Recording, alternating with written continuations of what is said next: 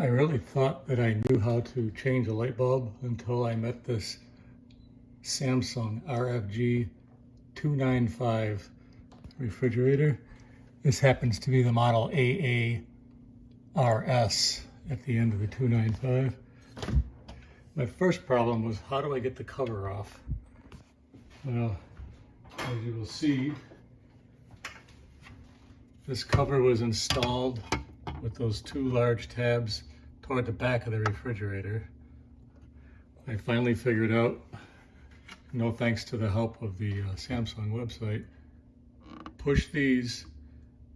You actually have to pull them toward you if you're in the front of the refrigerator, so it tips down. It starts to come down, but then right away, this clip here on the right and this one on the left need to come loose as well. I could not fit a screwdriver on this side very easily.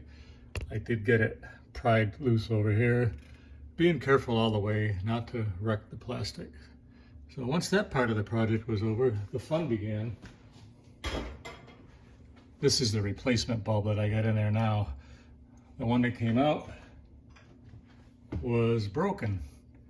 So I turned the glass, and of course I got shards of glass all over our refrigerator. I ran to Home Depot after using these needle nose pliers to extract this base.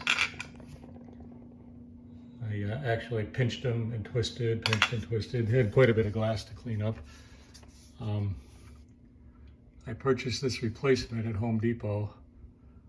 It's set in here 60 watt maximum, I think.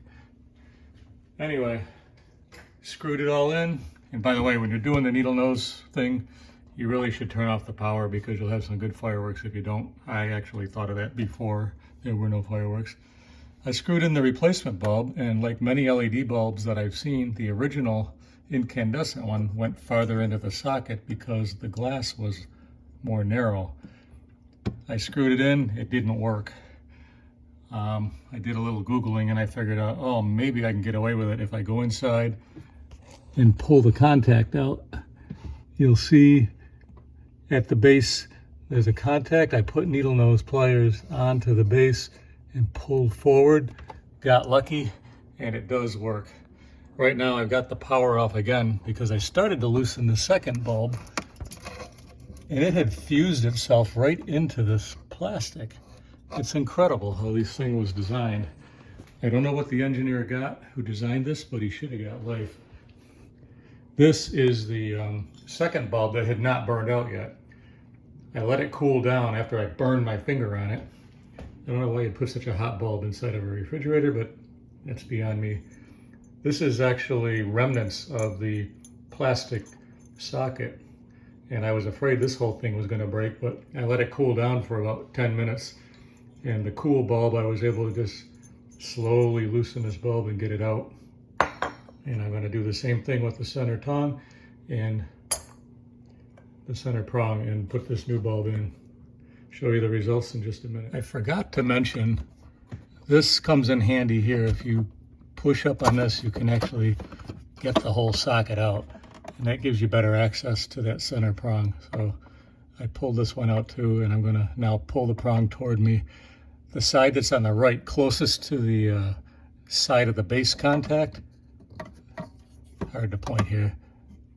This side here is where I want to pull forward with the needle nose pliers. I won't be able to get video of that. You can see now that I did pull that center prong quite a bit towards the base of the bulb. You can also see where this plastic actually melted from the heat of that light bulb. That was a poor design. It also explains why the current owner's manual only talks about LED lighting, but they turned that into a very expensive assembly instead of just doing what I'm doing here by putting in an LED bulb. I think that would have made a lot more sense, at least for a retrofit. Okay, going to now go down, put the bulb in, and clip this back together and turn on the power. And we have success. Now we'll just pray that the cover fits back over these new bulbs.